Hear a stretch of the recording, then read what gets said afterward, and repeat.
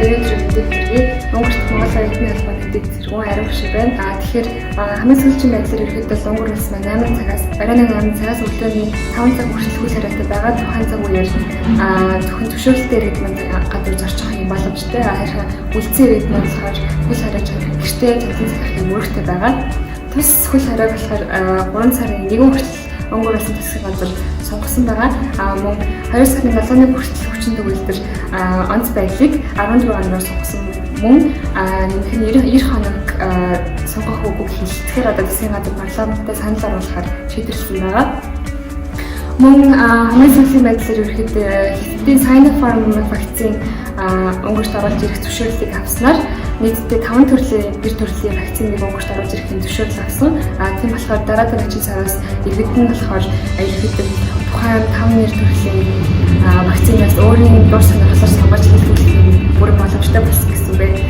За мөн Монгол оюутнуудын маань хувьд болохоор одоогийн байдлаар 2 сарыг дуустал онлайнаар хичээлээ хийх юм нөхцөл байгаа. Харин цаашдаа биеэр авах, онлайнаар авах гэдгийг ерөнхийдөө тухайн үед шийдвэрүүд гаргаад ингээд шилжилтэд явна гэсэн. Тийм болохоор одоогийн байдлаар ерөнхийдөө тодорхой бас байгаа.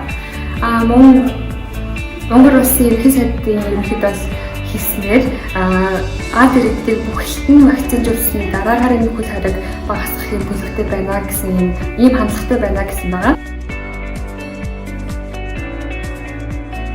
Тэгээд ерөнхийдөө миний хувьд болохоор Монгол улсад нэг жилийн турш карантин байна. Тэгээд Монгол улсын Монгол улстай харьцуулаад үзэх юм бол ерөнхийдөө Монгол улс маань хамгийн сүүлд жишээ нь тусгай татгалын баяраар тэмдэглэлгүйгээр хөл хариуд сахисан байгаа. Тэгээд бас үүнийх нь үр дүн ч гэсэн гарсан болов уу гэж би харж байгаа. Тэгээд Монголд ерөнхийдөө миний харснаар мэдээж томоохон үндэсний баяр одоо ерж буй цагаан сар ч юм уу тиймэрхүү баяруудыг мэдээж тэмдэглэхгүй байх нь зөв гэсэн саналыг миний хувьд дэмжиж байгаа. Харин тусгай онц байдлыг хөл хариуг баг зэрэг багасгаад үйлчлэгээний газруудад жишээ нь одоо зөвхөн take away шугамарчим ажиллуулвал илүү ажлуудын эсрэг илүү том одоо хөдөлгөөн хийж чадах юм болов гэж бодож байна. Жишээ нь Унгарт үйлчлэгээний байгууллагаас бусад байгууллагууд химээ ажиллаж байгаа бол үйлчлэгээний байгууллагууд тодорхой заасан хугацаанд тодорхой хүмүүсийн тоо зааж ингэж ажиллаж байгаа. Тэг үүнийх нь үр дүнд ч гэсэн Монгол улсын ажилгүйдлийн хувьд маш бага байгаа гэж харж байгаа. Бусад Европын орнуудтай харьцуулбал миний хувьд болохоор одоо хүмүүс маань ерөнхийдөө гараа сайтруугаа цагаан байгаль мэсчлэн иймэрхүү үүргүүдийг ерөнхийдөө баг чийжилсэн баг. Харин миний хувьд болохоор зөвлөгөө гэвэл миний ажилласан Монголд байгаа монголчууд маань баг зэрэг сөрөг бодолтой байгаа болов гэж бодсон.